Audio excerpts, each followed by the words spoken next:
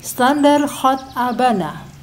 Kami katakan bahwa metode Abana adalah sebuah metode dari beberapa metode yang penulis lihat dapat membantu dalam proses belajar dan mengajar menulis Arab dan Al-Quran dengan tanpa menyalahi kaidah baku yang telah dikenal atau ditetapkan. Juga menjadikan pekerjaan menulis Arab dan Al-Quran menjadi mudah untuk diterapkan. Pada metode menulis Arab di buku Abana, hal yang paling mendasar adalah hendak mengajarkan sebuah teknik menulis Arab dengan menggunakan rumus 3 huruf dengan pola cetakan dari gerakan tangan kita. Juga memanfaatkan garis-garis yang ada pada buku tulis. Kemudian ditulis berulang-ulang, yang dengan itu otomatis pelajar menjadi hafal dengan apa yang dipelajarinya.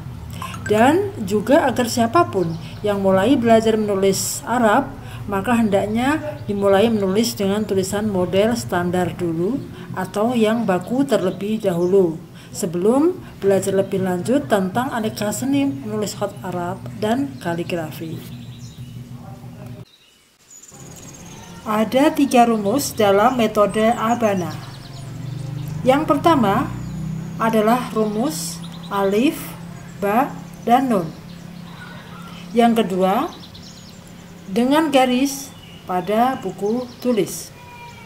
Yang ketiga, hafal tanpa dihafal. Next. 3 rumus di atas akan kita bahas satu persatu. Yang pertama, Abana dengan rumus 3 huruf, yaitu huruf alif, huruf ba, dan huruf nun. Kami menggunakan standar belajar menulis yaitu dengan 3 huruf, yaitu huruf alif, huruf ba, dan huruf nun.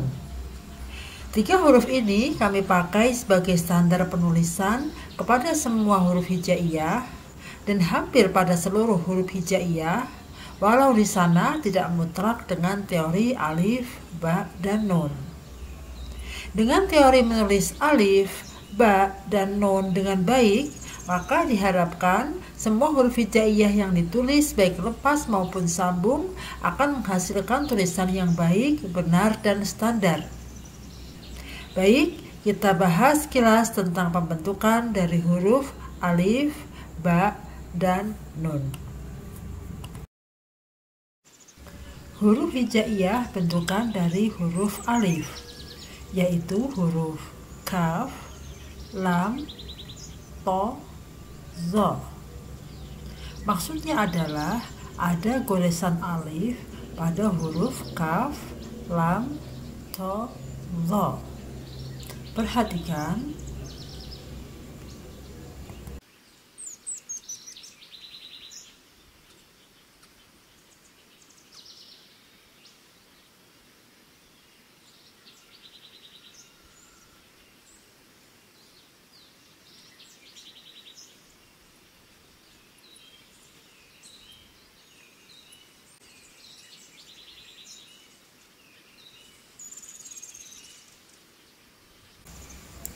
Huruf-huruf hijaiyah bentukan dari huruf ba, yaitu huruf ta, sa, da, za, sin, shin, so, do, to, zo, fa, ka, lam, mim, ha, lam alif, ya.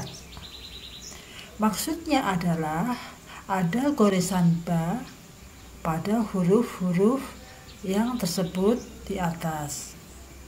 Perhatikan.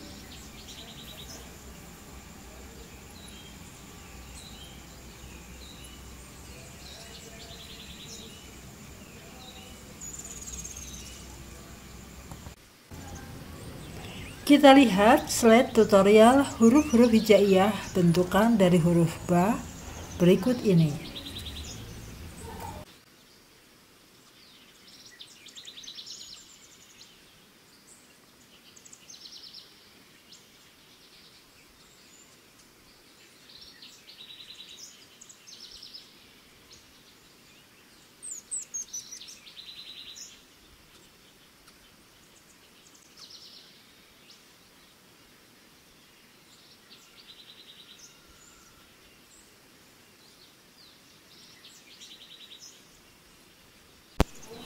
Huruf-huruf hijaiyah bentukan dari huruf nun, yaitu waw, ro, za, sin, shin, shod, dot, qaf.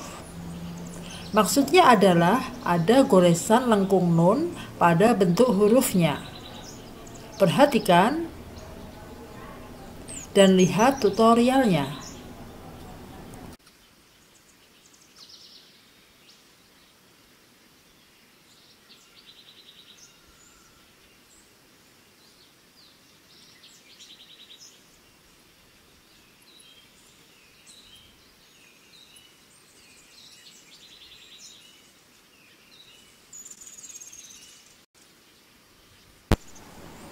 Huruf-huruf hijaiyah yang bukan bentukan dari huruf alif, ba, dan nun adalah jim, ha, kha, ain, ghain, hamzah.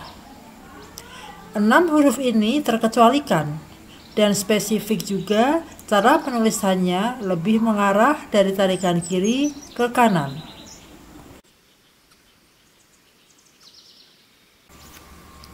Yang kedua, rumus dengan garis pada buku tulis. Kenapa dengan garis? Yang pertama, menjadi tahu letak penempatan dan perbedaan huruf. Yang kedua, praktek menulis keseharian, pelajar akrab dengan buku tulis bergaris. Yang ketiga, tulisan akan lebih terarah, rapi, mapan, dan lebih bagus. Yang keempat, dengan garis-garis buku tulis, huruf-huruf mendapatkan bagian tempat yang jelas. Maka, garis termasuk menjadi metode kami yang kami pilih untuk mengajarkan menulis Arab dan Al-Quran, metode Abana. Marilah kita memperhatikan tulisan-tulisan berbahasa Arab pada umumnya tentang model atau fontnya. Perlu diketahui bahwa buku Abana ini bukan buku yang sifatnya untuk penulisan khat kaligrafi, namun ia adalah buku panduan standar dalam penulisan huruf Arab pada umumnya. Di sini kami sertakan contoh khat yang sering digunakan dalam penulisan kitab-kitab berbahasa Arab. Kalau dalam istilah komputer, lebih identik dengan sebutan tradisional Arabik. Berikut ini saya contohkan lembar tulisan Arab pada kitab Tafsir Ibnu Katsir. Perhatikan dan lihat garis yang kita letakkan pada tulisan Arabnya. Perhatikan contoh lainnya. Kita akan ambil contoh lagi standar tulisan Arab pada kitab-kitab berbahasa Arab. Kita akan ambil lembaran dari kitab Bulughul Maram. Juga lembaran dari kitab Al-Quran.